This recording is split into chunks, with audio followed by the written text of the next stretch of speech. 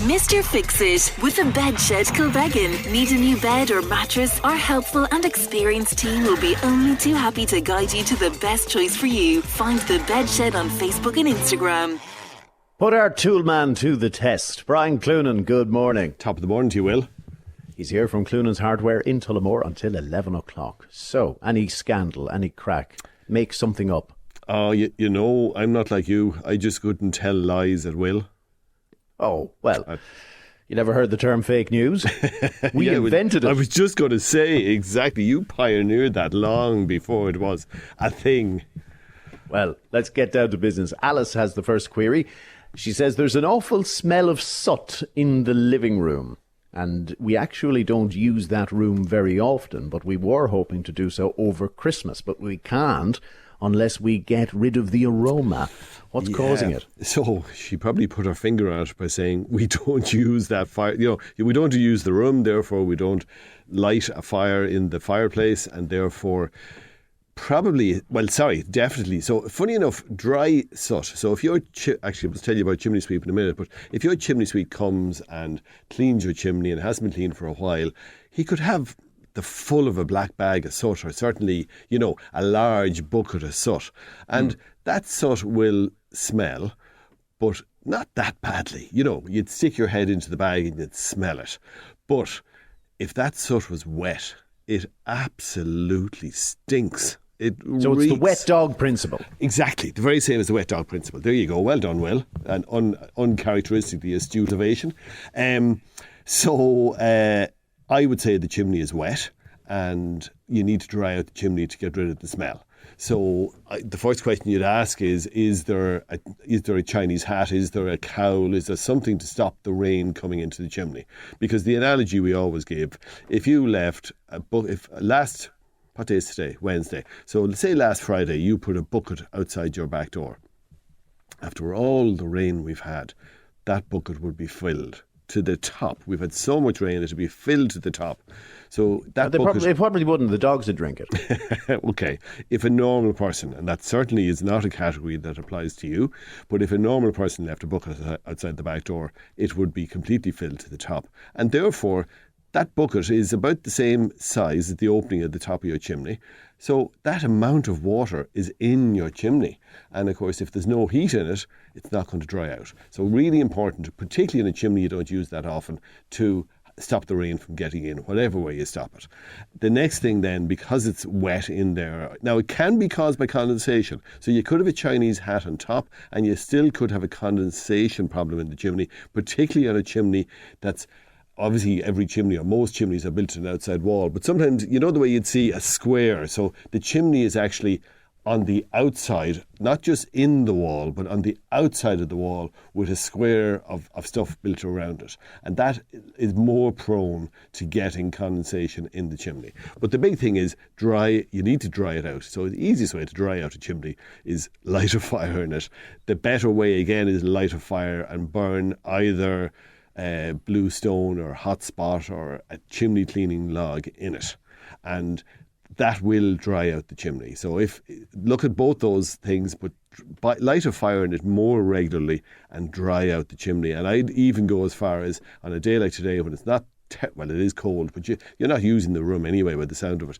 Light a fire in it and open a window to let more air into the room, to let it up the chimney. It's about drying it out, and air dries out a chimney, and hot air, which obviously is your speciality, hot air dries out a chimney even quicker.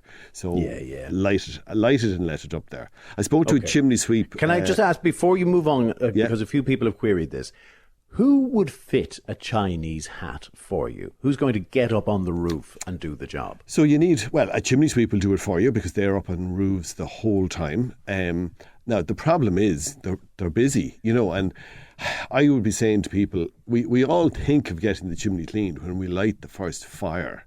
And really the best time is get your chimney cleaned during the spring or summer when you're not using it, and then let it stay dry and clean for the whole summer. But all the chimney sweeps now, they're all busy.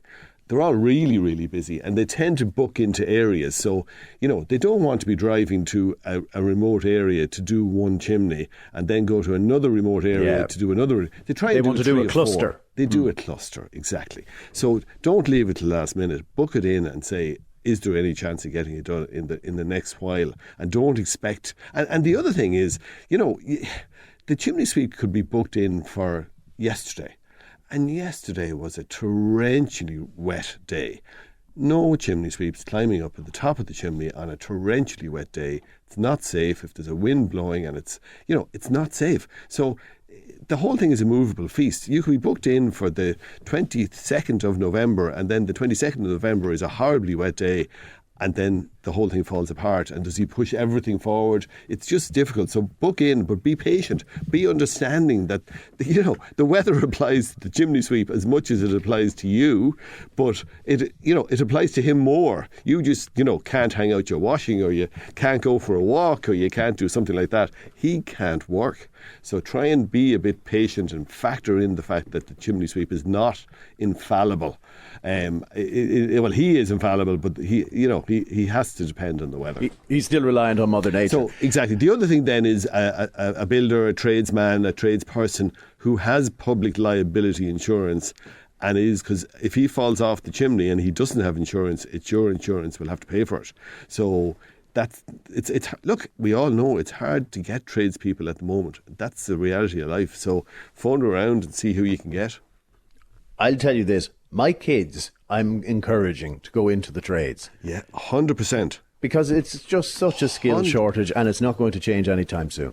Absolutely. You're spot on.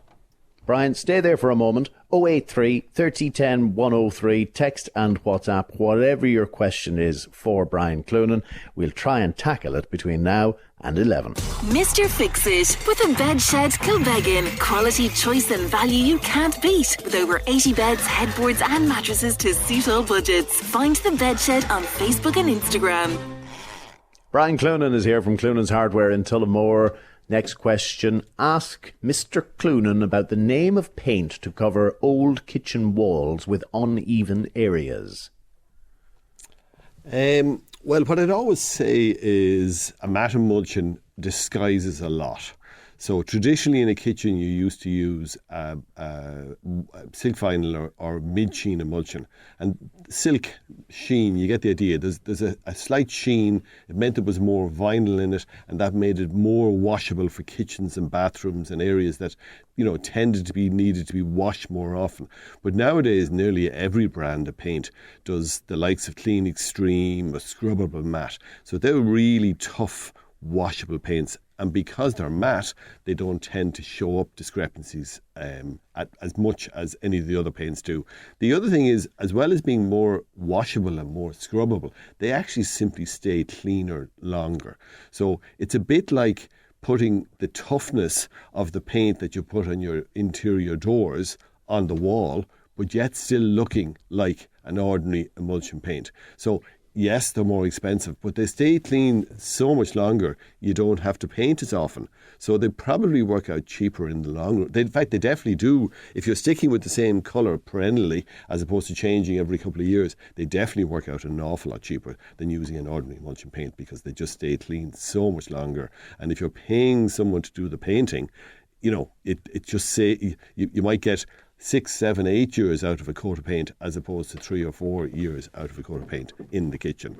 The other thing I'd always say is, if the walls are a little bit uneven, just put in a bit of work in sanding, just a very fine sandpaper in sanding the walls before you start painting. It will definitely make a difference. And if you are getting a painter in to do it, you can do the sanding, because that'll save his time and you'll be paying him less. And sanding isn't that big a job. It just start with a medium sandpaper, rub it down, and then finish with a fine paper, rub it down, and you'll have a much better finish when you're going to do the painting.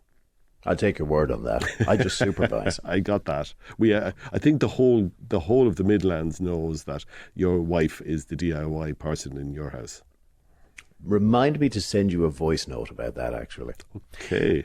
Yeah, that's next week. Now, Anne has just returned from holidays in Greece. Lovely. And she's very happy about that. Lovely However, to come home to this weather. Yeah, but she also came home to the aftermath of Halloween, which she hadn't been present for. And there was obviously a gang who decided to hurl eggs at the houses. Oh, no. Now, the neighbours got out and washed off their own house, but Anne, probably a week later, observed very brown egg stains because it had gone off over that time. And now it's proving very difficult to wash off. She wants to take the stain without taking off the paint. Any ideas?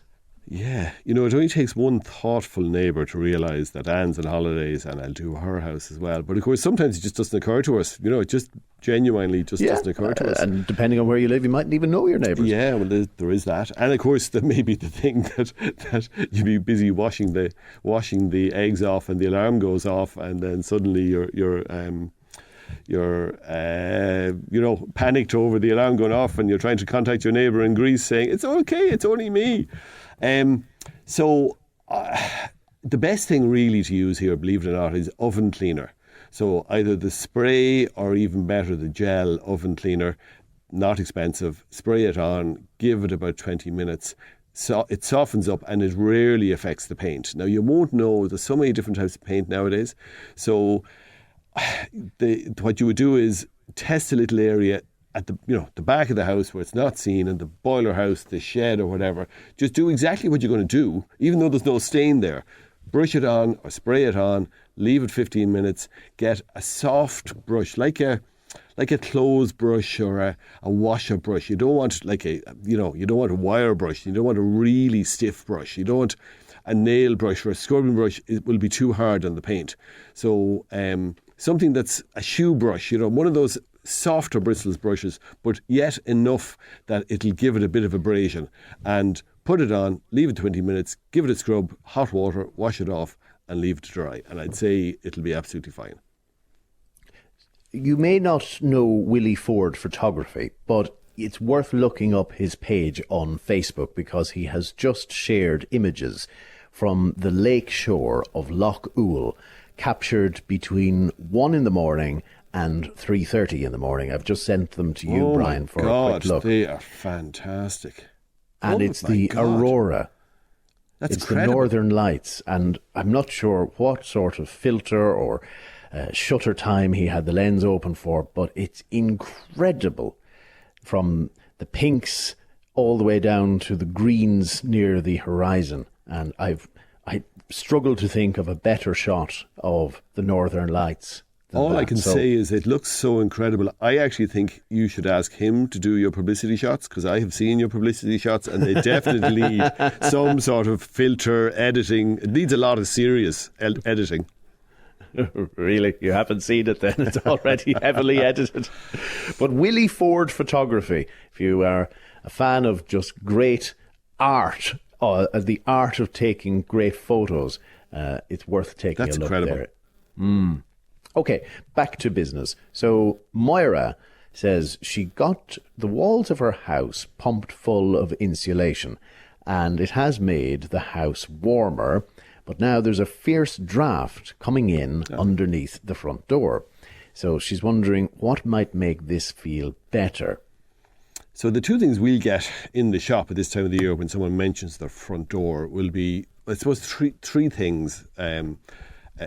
The two and one. So one would be drafts, and obviously the handiest thing really is just get a brush strip for the bottom of the door. They come in, so it's a black bristle with either a chrome, a silver fixing, a brass fixing, a black fixing, or a white fixing. So if it's a white door, you normally just go over the white brush strip at the bottom. It goes on the inside. You position it at the bottom so that the bristles are tight down to the bottom, and then it comes with screws. You just screw it onto the door. It could be screwed on a timber door or a PVC door or a composite door. I'd suggest this is probably an older door, especially when the walls were pumped. It's probably an older house, so it'll just be probably a timber door. But you can use the strip on any door. Now, if it wasn't a front door and it wasn't a door that was used very often, there is one that's, when the door is open, slides on to the bottom of the door, so there's no fixing at all required. but it's a bit of a pain. It drags over and back, and it really drags along the floor.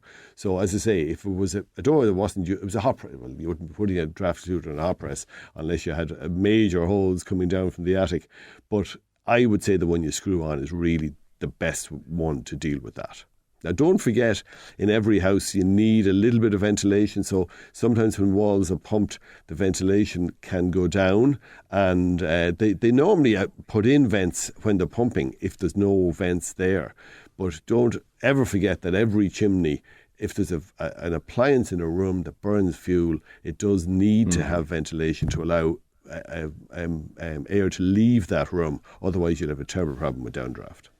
So if you're getting the house insulated, it's just something to keep in the back of the mind. You are going to have these problems. And they're not, shall we say, unwelcome problems. They're very easily dealt with. Exactly. And it's a consequence of the insulation doing its job. But just plan ahead. Correct. Brian, stay there for a moment if you don't mind.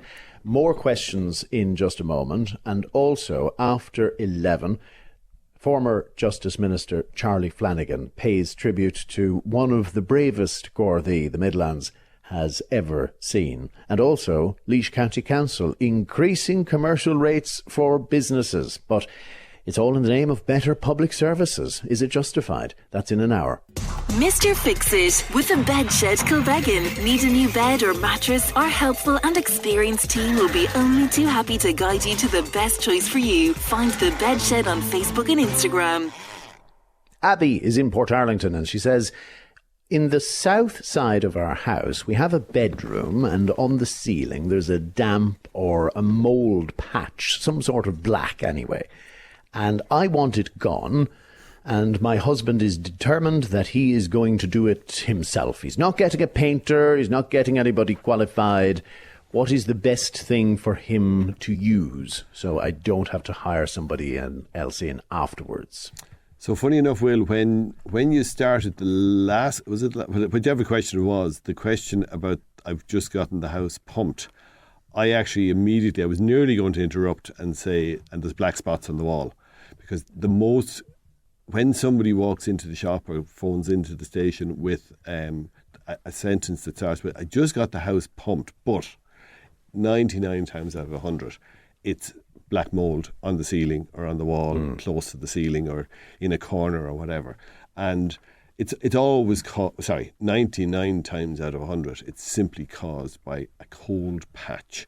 And that means that for some various different reasons, there is a cold patch in the wall which the insulation hasn't reached or wasn't there in the first place, or whatever reason. Sometimes if the wall is being pumped, the beads can't get to an area because there was a concrete thing that fell down and created a gap that it just can't get into. And is that true as well for the ceiling where you may have a gap in attic insulation? Exactly. Sometimes it's very hard to get the attic insulation. So if you look at attic insulation nowadays, it tends to be 300 mil. That's a foot.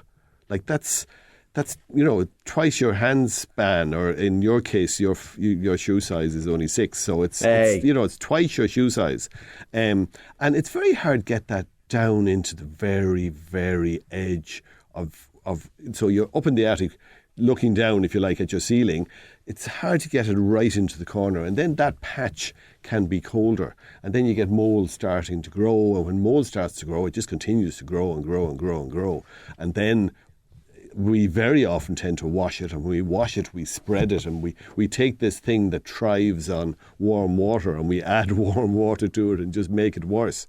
So the big thing is just kill it. It's always, most people they do it once, they treat it and it disappears and they say that's it, job done. But of course you need to put on a preventative, but it's the same product. So just put on the product twice, put it on, kill it, wear a mask when you're doing it, more for the spores than it's not that the chemical is that dangerous, but you don't want to be inhaling those spores because they're really not good for your lungs.